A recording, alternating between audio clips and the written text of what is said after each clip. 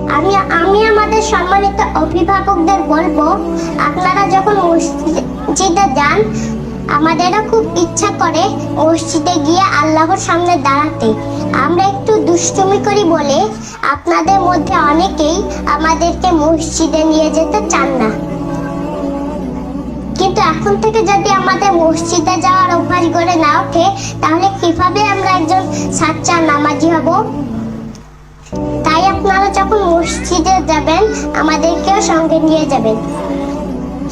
আল্লাহ তাআলা আমাদের লালন পালনের দায়িত্ব আপনাদের উপরেই ন্যস্ত করেছেন।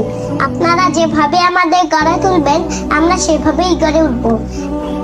আমরা শিশুরা কিন্তু আল্লাহর পথেই চলতে চাই।